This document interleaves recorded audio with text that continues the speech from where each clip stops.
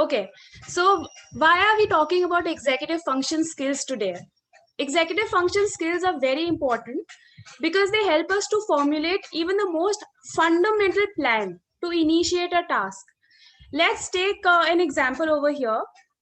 A child is feeling thirsty and he wants to grab a glass of milk. So, what all needs to happen for him to be able to get that glass of milk? First, he needs to identify that he is feeling thirsty and he would want to drink a glass of milk to quench his thirst. Second, he will have to get up from where he's sitting in the room, walk towards the refrigerator, open the refrigerator, take out the milk container, then open the cupboard, get a glass, pour the milk into the glass without spilling it, then put the milk back in the refrigerator, pick up the glass, wipe the counter in case there has been any spillage, either drink it standing there or carry it safely without spilling any milk to the room where he was sitting previously. Now, even to do this little task, a high level of executive function skills are required. Let's say a child has weak executive function skills. Then what would happen in this situation? Maybe the child opens the refrigerator and sees soda and decides to have soda instead of milk. Or let's say the child opens the cupboard for glasses but instead sees a packet of chips. He might have chips and that would make him feel even more thirsty than he was previously. Or let's say on his way to the refrigerator, he found something more appealing and got distracted and never reached the kitchen, never reached the refrigerator. Or while pouring the milk in the container, he got distracted and spilled the milk. Let's say the child reaches the refrigerator without any distractions. He opens the refrigerator, but there is barely any milk to drink. Now the child wanted to drink milk, there is no milk. So there will be a little bit of frustration, or the child might feel disappointed or upset. Now, how does the child manage this feeling? Due to weak executive skills, the child might express his frustration by teasing his sister on his way back to his room. Because the child may not know better ways to control his emotions, to control his behavior, to express his emotions more effectively. So you can see how important it is to have executive skills and how little tasks in our everyday life are impacted by these skills. So let's talk about the 11 executive skills that have been identified. Okay. My screen is not changing. We are going to be talking about 11 executive function skills today, and they have been categorized in two categories. One is cognition. So the cognition involves thinking skills that are designed such that we are able to select and follow steps to achieve the goals that we have identified. And in case there are some problems, then we are able to come up with solutions to address those problems. On the other hand, the second category is called behavior, which involves the doing skills, which is actually the behavior that guides our actions through this entire process of achieving our goals. So let's talk about thinking skills in detail.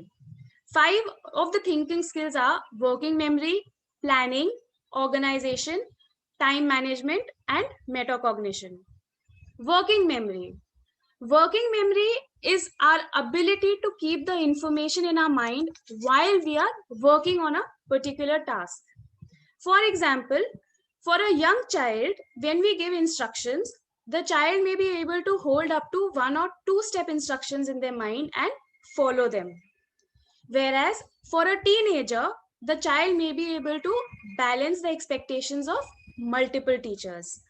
So as the child progresses in age, the skills become better and more enhanced, more effective. Planning and prioritizing. So it is to be able to achieve any task, it is very important to plan, to identify that this is the task or the goal that I need to accomplish, And this is how I prioritize it. If I have 2 3 goals or tasks or activities to attend to, how do I prioritize? Which one am I going to do first? What comes second? What comes third?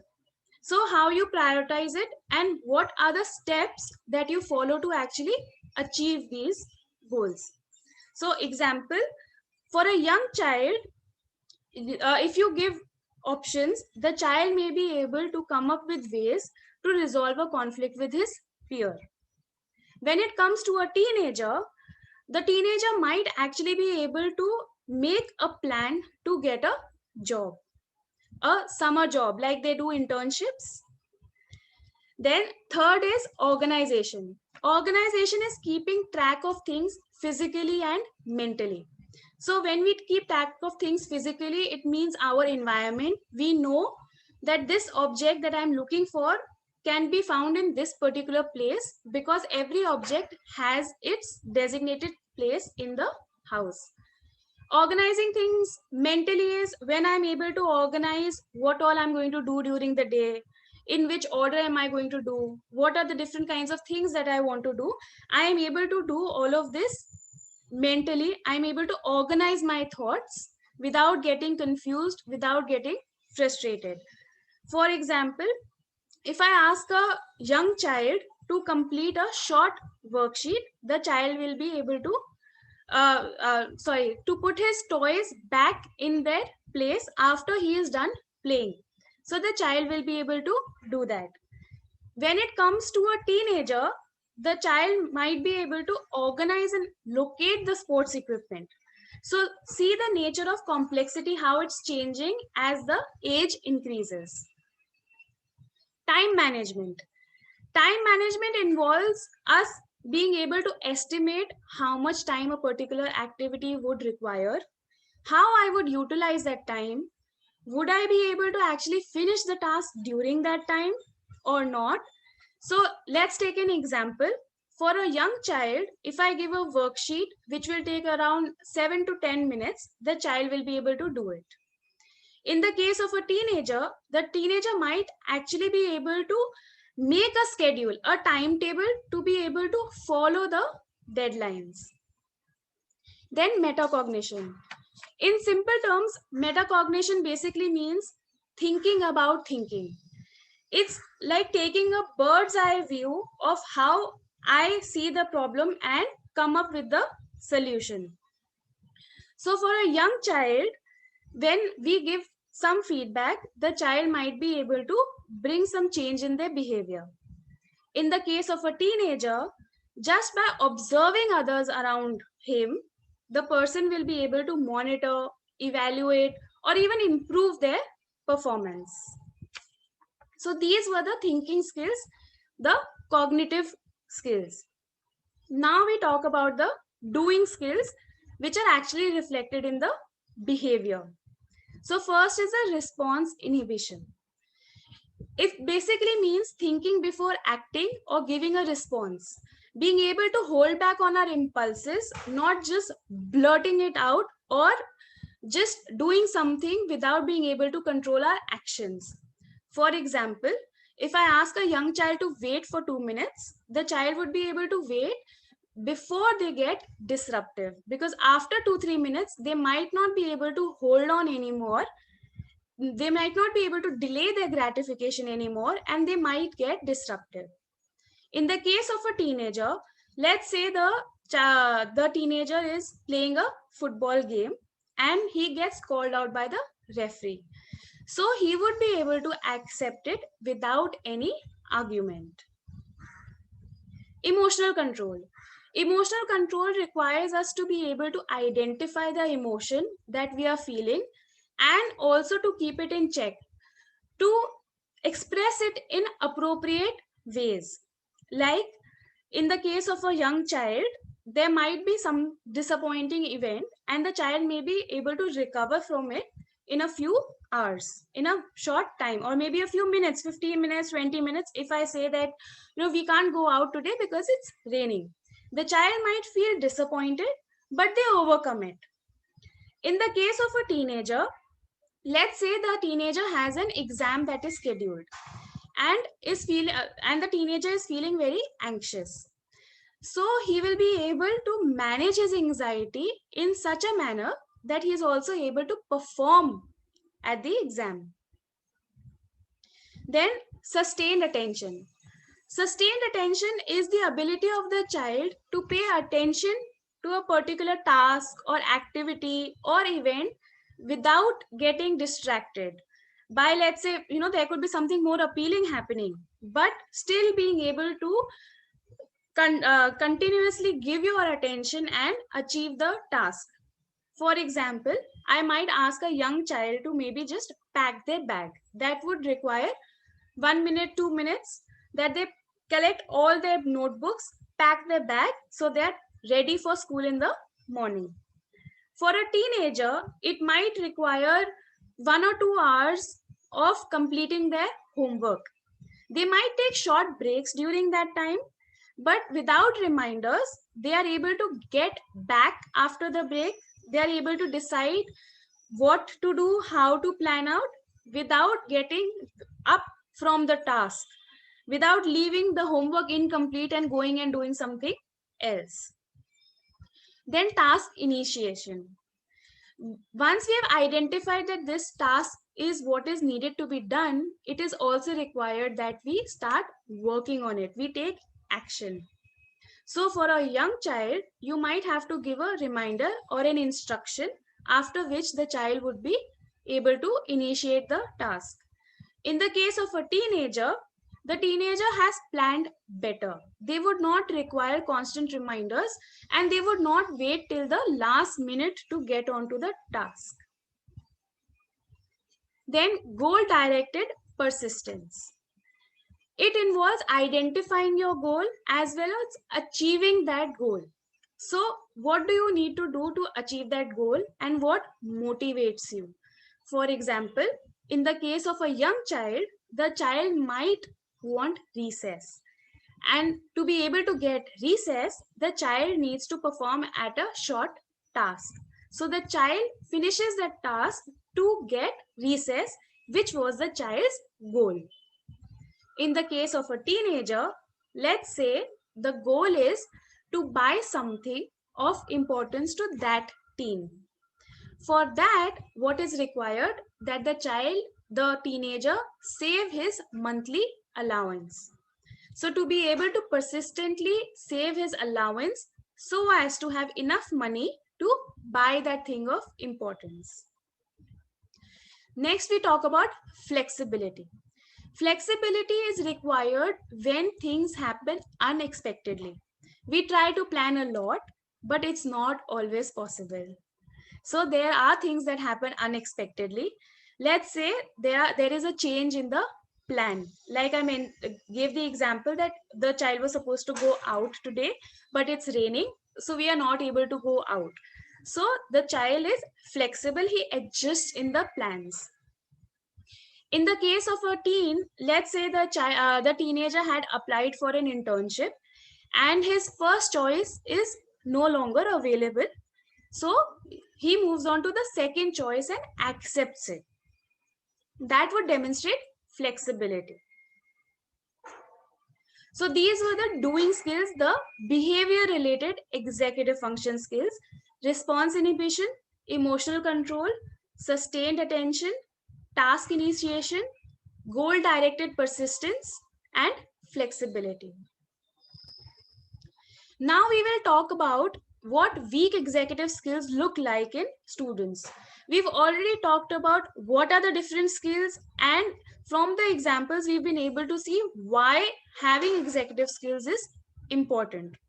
Now we'll see if a child has weak executive skills, what is the impact on their daily life. They could be acting without thinking.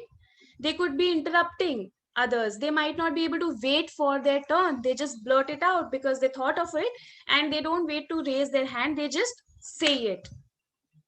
They might get easily overstimulated. If too many things are happening around them, they might not be able to manage and they get overstimulated.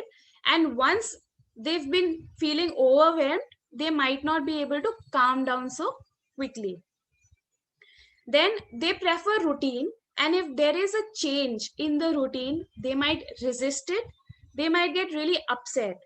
And how they might express it, maybe through tantrums or meltdowns. Then they could be talking and playing loudly because they don't realize the impact of their behavior on others around them, that it might disturb the others around them. Then they might overreact to small problems. Let's say the child is working on the homework and the pencil nib breaks. They might overreact to it instead of just thinking that I could sharpen my pencil and get back to work.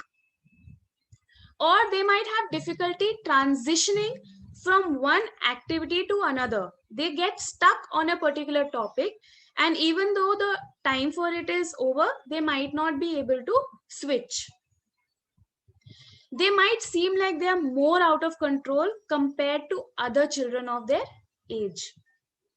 Or they might be fixed in their way of thinking that this is the way I know how to do it, and this is the only solution there is. They might not be able to think of other possible solutions.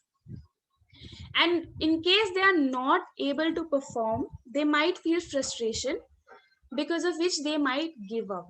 They might have low tolerance. Like sometimes we try to give a few challenging tasks to children, they might not perform so well at them because they are not able to handle their frustration so well due to weak emotional and behavioral control.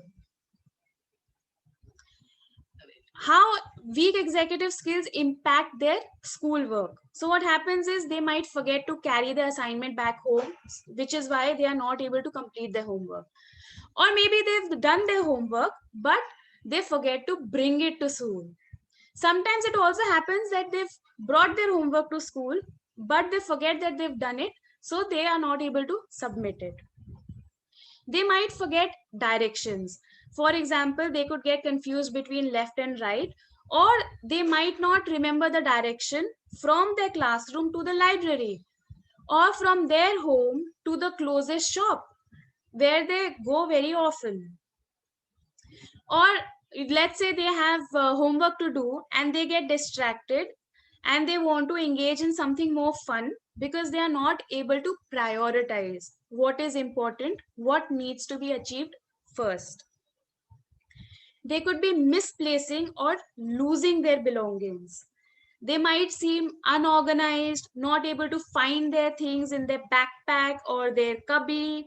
They might seem sloppy, their work is messy, their notebooks might be a little tattered. All of these things are ways that a child demonstrates weak executive skills. Now, before we talk about the strategies that we can use for teaching children executive skills, let's talk about what are the basic principles for improving these executive skills. The first is teaching deficient skills. It's very important to identify what skills the child does not have, what is the deficient skill, and to teach it, because every child is different. Some children, along the way they teach themselves. Some might require exposure to formal structures and formal instruction, while there are others who might respond to incidental learning, wherein you have very loose structures, give very few prompts, but they pick up, they grasp quickly. So it's important to teach deficient skills instead of just wait for them to be able to learn with age and time. It doesn't work like that for everyone. And when we're trying to teach them these skills, it's very important to move from the external to the internal. By external, I mean we need to focus on identifying what is triggering a particular behavior in the environment, how we can change the environment. Maybe we can change the task or the way I, as an adult, interact with the child. So I need to look at all of these external factors before I expect the child to change in their behavior. Second is start with the student's developmental level. It is very important to take into consideration the child's age, what developmental milestones they have achieved, and the kind of exposure that you've given to the child. We are going to talk in detail about milestones in tomorrow's webinar by Ms. Apurva. Let me give an example over here about developmental level. Let's say there's a 5-year-old child. We don't expect the 5-year-old child to make their own sandwich and pack it for lunch to take it to school. But we could have that expectation from a 10-year-old, given that we've actually given the child the exposure to do that. We've taught the child how to make a sandwich. So we have to have age related, developmental related expectations from the child and accordingly plan to teach those deficient skills. Next, modify task demands to match the capacity for effortful work. It is very important to identify what is the amount of effort that is required from the child's perspective. So let's say, we give the child a rating scale from 1 to 10, where 1 is what requires the least amount of effort, will come very quickly and naturally for the child, and 10 is what would require a lot of effort.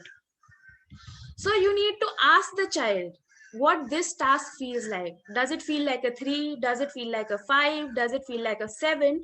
If it feels like a 7, there will be a lot of resistance from the child to want to put in that amount of effort. If it's a 3, then the child would be more willing to put in that effort. Let's say the task is making the child's bed. Now making it from scratch might feel like a 7 or a 10 for the child. For me, it might just feel like a 3. But what matters is the rating the child gives to it. So let's break it down and make it simpler and just say that, okay, maybe you can just fluff the pillows to start with, or you can just put the bed cover instead of making it from scratch.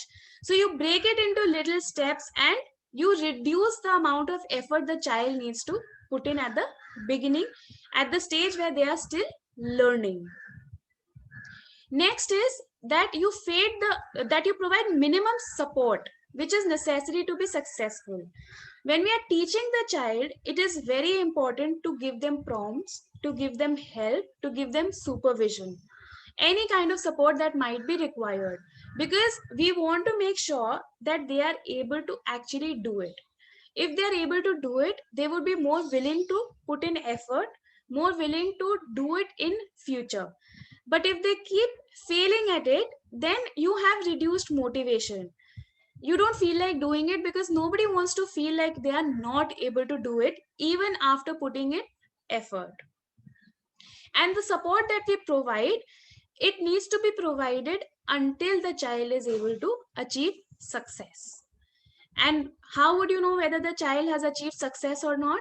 The skill would have been internalized. The child would be able to follow the steps and do it himself in the absence of your prompts, your reminders, or other kinds of cues.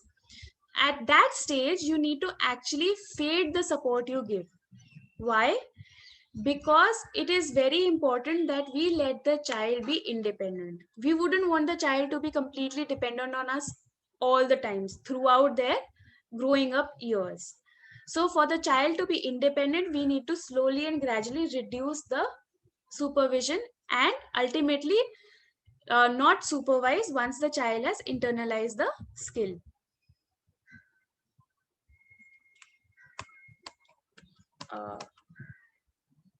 Next slide. So the 3 key strategies that we are going to discuss for managing executive skills weakness are A, B, and C. In last week's webinar, Ms. Suman had spoken about the ABCs of behavior. That is what we are going to talk in context of executive skills today. So A is the antecedent, what actually happens before the behavior, which involves modifying the environment. Second is the behavior, which means that we can actually teach the child to use executive skills directly. And third is the consequence. What happens after the child has demonstrated the use of executive skills? So we need to give the child something that motivates the child to learn the executive skills and to use them. So let's start with the first one. A. Strategies for modifying the environment, the antecedent. We can do it in three ways. First is change the physical or social environment. How can we do that? One way is that you add physical barriers. Let's say that your child has recently started crawling. We try to baby proof a house. We try to put barriers on the staircase so that the child doesn't topple on the stairs. Or let's say the child is playing in the lawn and there is moving traffic. So when the child is playing and the ball happens to roll off the lawn and onto the road, the child is not able to pay attention to the traffic and the need to be safe. So we say that this area is off limits. You are not allowed to play in the lawn. So you can change the physical setting like that by adding barriers. Another way is to reduce distractions. Let's say the child has homework to do, and instead of the child doing it in their room where there are a lot of distractions like exciting toys, the child could actually do the homework in the kitchen where you are there to provide supervision and there are less distractions. Then you could provide organizational structures, like I spoke in the beginning, that you need to have designated places in the house for everything where you put the things. So, like for toys, there's a particular toy box, and the toy box goes in the particular place in the room. Your bag goes in a place, your clothes in a certain place in the cupboard. So, the more organized you keep the environment, the more organized, the less behavioral issues the child would face. And you could reduce the complexity. Let's say there is a party that you are hosting at your house. Instead of calling 20 guests, you could call 10 guests. Instead of the party being extended for 4-5 hours, it could just be for 2 hours. So you've reduced the complexity of that social environment for the child. Another way to modify the environment is to change the nature of tasks your child is expected to perform. Now, how do we do that? When we are giving tasks to a child, we can make them shorter and more appealing. The longer the task, the more the unwillingness to do it, the more excuses you will get. But the shorter it is, the more achievable it feels, and the child will be more willing to do it. Provide frequent breaks. Breaks could be mental or physical. A physical break could be as simple as just taking a round of the house one time to get that physical and mental break, or a round, get up from the classroom and take a round of the corridor and come back to the task. Then incentives. It's very important to give an incentive or a reward that is appealing for the child, that comes once the child has completed the task, so that the child is motivated to do it. Then explicit steps. It's very important to make sure that what we want the child to do is very explicit. It's not vague. We need to give clear instructions, or we need to make our expectations clear. Speak clearly that this is what the task is, and these are the steps that can be followed to achieve it. Make a schedule. If you make a schedule, the things are more predictable. The events that happen during the day, there will be less surprises. If there are less surprises, there will be less anxiety and less disruptive behavior. It is very important to give your child choice. When we have choice, we feel valued. We feel that our feelings, our opinion, we matter. And then we are more willing to do it. So it's very important that you give a choice. Let's say there are 2-3 tasks to be done, and you ask the child, which one would you like to do? And the child says, I'd like to do these two, but not the third one. And they can also prioritize which one they would want to do first as per their choice. The third way we can modify the environment is by changing the way we adults interact with the child. How can we do that? We could rehearse what will happen and how to handle it. So when we're hosting a party, we can tell the child that 10 guests would be coming to our house. They would be coming for 2 hours. These are the things that would follow. This is the time that they would be leaving. You could give them prompts during the evening so that they are able to better manage themselves. Or maybe when you were rehearsing what would happen, you could make a list so that it's more visual for the child and the child can refer to it again and again as and when required. And of course, praise. It is very important to praise the child when they have demonstrated the skill. Strategies for teaching executive skills. Just a second. Okay. Strategies for teaching executive skills. The steps that we can follow is identify the specific problem behavior. Let's say the problem behavior is that when the child logs in for the Zoom meeting, the teaching material is not ready with the child. Now that we have identified that this is the problem, we set a goal. The goal is that the child will keep the study material ready before logging in for the Zoom meeting. And how can this be done? You need to outline the steps to follow. So the child will, what are the kinds of things that the child needs to get arranged, needs to get ready, when is it required, what time, where do they need to be kept. So you need to have all of these steps in places and you can turn them into steps or checklist so that the child can refer to them and say, okay, I've got my notebook, I've got my stationery, I've got this in place, I've got that in place, and they are able to achieve the goal. During all of these 4 steps, it is very important to provide supervision to the child so that they are able to achieve the goal, because they are still at the stage where they are learning the skill. And then it is important to evaluate the progress. Evaluate steps 1 to 5 to see if they are working well. In case they are not, then we need to see at which step we need to make changes so as to make it go more smoothly. The child learns the skill in a more effective manner. And then once the child has learned the skill, we fade the supervision.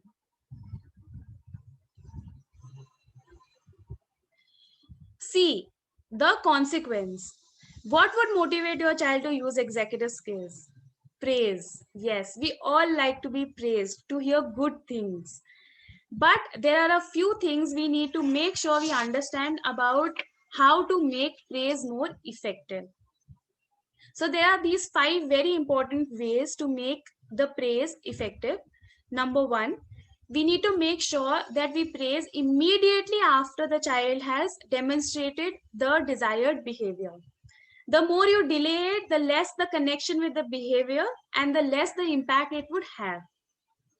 Second, specify what you are praising the child for. Do not make it vague by saying, okay, good work. No, make it very specific. What are you appreciating the child for? For example, you can say, thank you for picking up and putting your toys back in place when I asked you to. So the child knows what he is being appreciated for. Third, provide information for why doing this was important. For example, when the child gets ready quickly in the morning, the day goes by smoothly. So you specified why it's important to get ready quickly, because it makes the day go by smoothly. Then it is very important to make sure that you identify and praise the effort that the child has put in. So you can say that, I could really see how much effort you were putting in and I appreciate that. Last is, it orients the child to better appreciate their own task related behavior and thinking about problem solving. Because let's say you can say, I like the way you handled that problem. You looked at it from different perspectives and you were able to come up with the solution. So then the child is in a position to see positives in the way they handled the situation, they handled the problem, came up with the solution, and they have more faith in their own ability. So these 5 aspects of giving praise are very important to make the praise more effective. With that, I end my presentation.